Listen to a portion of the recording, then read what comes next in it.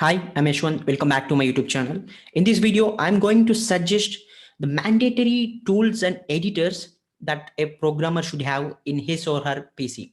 Editors in the sense, not about, I'm not talking about IDEs, because IDEs are completely different, where IDEs are only required when you're working on a huge project.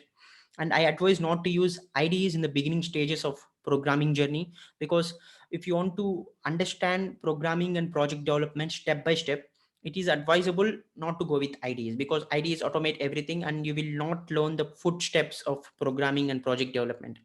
So let's start the list. So first in the list is Visual Studio Code. Visual Studio Code is an editor which is loved by most of the programmers. I love Visual Studio Code personally. I do almost 70% of my programming in Visual Studio Code.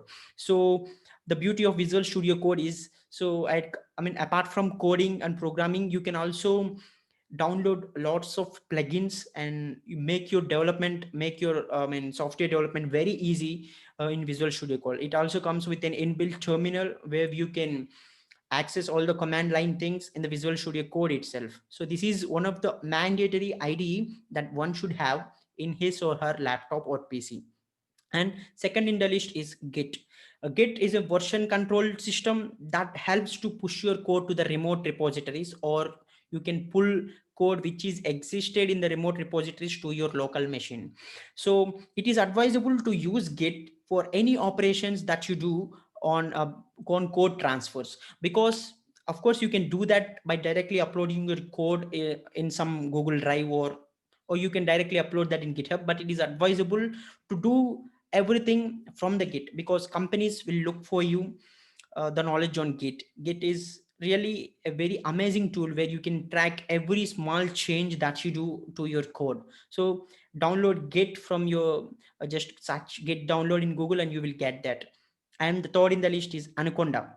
Anaconda. So if you are a Python enthusiast, or if you are someone who wants to learn machine learning, Anaconda is a mandatory tool to have installed in your PC, because Anaconda comes with various tools that helps a machine learning developer to practice and to develop advanced models. So you can even practice Python from scratch in Anaconda. In Anaconda, the beauty is there is a tool called Jupyter Notebooks inside the Anaconda, where you can you can directly interact with each and every cell of your Python program. So I mean, in the cells you can directly view the interpretation of Python programming language. You can actually see how Python interprets code. And for even for machine learning, building small machine learning models, this and Jupyter Notebooks is very much friendly and very much easy to use. So this is a mandatory thing that you need to have in your system if you are a Python or machine learning aspirant. And the fourth in the list is Sublime Text. Sublime Text is somewhat similar to Visual Studio Code, but yes, it is also a good editor to go for. So you can do JavaScript, you can do all the web development stuff more nicely in Sublime Text. Also the color combinations, you can choose different lighting themes. And yeah, it was a like friendly editor to start with. And last in the list is Atom.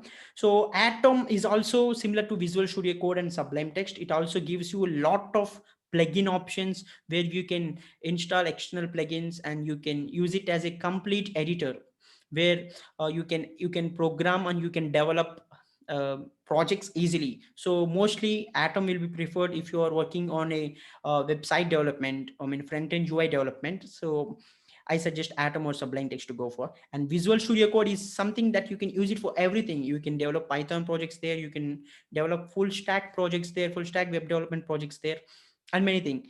Yes, these are all the 5 tools or editors that you need to have in your PC if you are a programmer, because yes, in the future you may need at least one of those to be included in your work.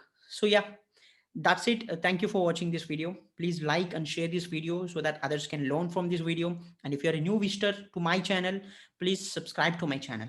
Thank you.